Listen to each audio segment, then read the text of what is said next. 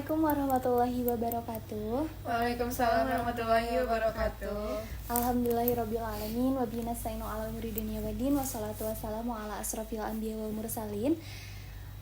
Teman-teman yang saya hormati, terima kasih sebelumnya sudah menyempatkan waktunya untuk hadir pada kesempatan kali ini dalam rangka pendidikan kesehatan tentang bagaimana cara mencegah injuri terhadap kecelakaan lalu lintas.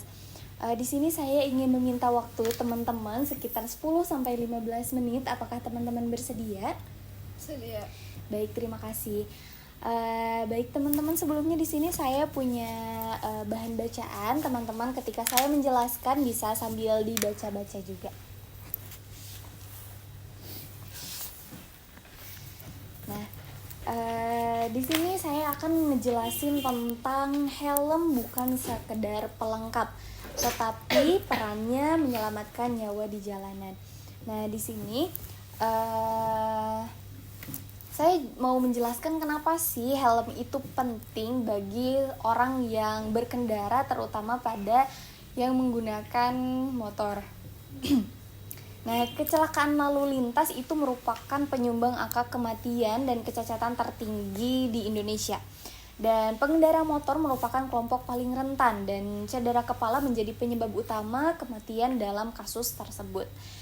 Nah, sebuah studi di RSUP Dr. M. Jamil Padang menemukan bahwa 72% pengendara sepeda motor yang mengalami cedera kepala akibat kecelakaan tidak menggunakan helm dan 50,5% dari mereka mengalami cedera kepala berat. Jadi pengaruhnya sesignifikan itu ketika seseorang mengalami kecelakaan dan tidak menggunakan helm, maka angka kematiannya itu pasti lebih beresiko. Kemudian cedera kepala dan tingkat keparahannya. Nah, sebelumnya kita tuh harus tahu dulu nih teman-teman.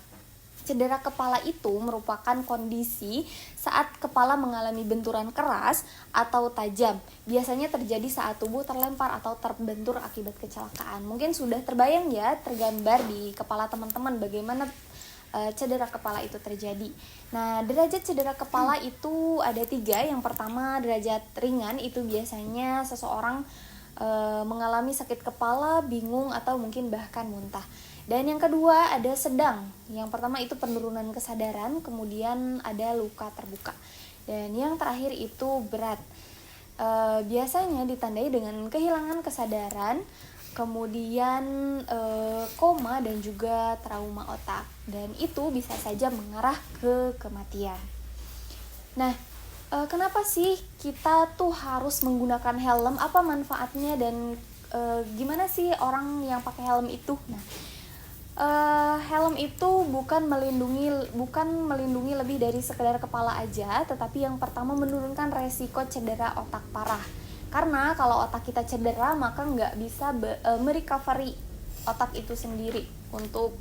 Maka kalau misalkan tidak kematian, tetap resikonya itu adalah cacat. Kemudian yang kedua, mengurangi resiko patah tulang wajah dan leher. Karena jelas kan helm itu melindungi bagian kepala kita sehingga mengurangi resiko patah tulang di area wajah dan juga di area leher. Kemudian melindungi dari benda tajam, benturan, dan gesekan jalan. Kemudian faktanya nih teman-teman, banyak korban kecelakaan berat tidak menggunakan helm atau menggunakan helm yang tidak memenuhi standar SNI. Nah, helm dengan sertifikasi seperti SNI itu terbukti lebih aman teman-teman. Nah, lalu bagaimana sih cara mencegah cedera saat berkendara? Yang pertama itu pastinya menggunakan helm yang benar. Nah, bagaimana cara menggunakan helm yang benar? Yaitu yang pertama menggunakan helm full face itu lebih bagus atau half face dengan standar SNI. Ya, betul. Kemudian kencangkan tali helm hingga rapat namun nyaman. Lalu selanjutnya pastikan helm tidak longgar atau retak. Kalau longgar pasti bakal susah ya, dipakainya juga tidak nyaman. Kemudian ganti helm setelah 5 tahun pemakaian atau setelah benturan keras, atau dirasa helmnya sudah rusak nih atau udah rapuh, itu harus diganti. Kemudian tips mencegah cedera lalu lintas itu yang pertama, patuhi rambu dan lampu lalu lintas. Jangan main serobot aja ada lampu merah di serobot, itu tidak boleh teman-teman. Kemudian jangan ngebut zigzag di jalanan, apalagi jalanan yang ramai. Kemudian gunakan perlengkapan seperti jaket, sepatu, sarung tangan. Selain dari menghindari dari sinar matahari, juga mungkin itu bisa mengurangi risiko cedera. Selanjutnya, hindari menggunakan HP saat berkendara. Ketika berkendara, sebaiknya kalau misalkan ada yang nelpon, lebih baik ke pinggir dulu daripada terjadi hal yang tidak diinginkan. Kemudian jangan mengemudi saat lelah atau mengantuk. Lebih baik istirahat terlebih dahulu karena nyawa kita itu yang paling utama. Kemudian periksa kondisi motor secara rutin seperti rem, ban, kemudian lampu. Nah, teman-teman, kecelakaan itu bisa terjadi kapan aja, maka kita itu harus segera siap siaga.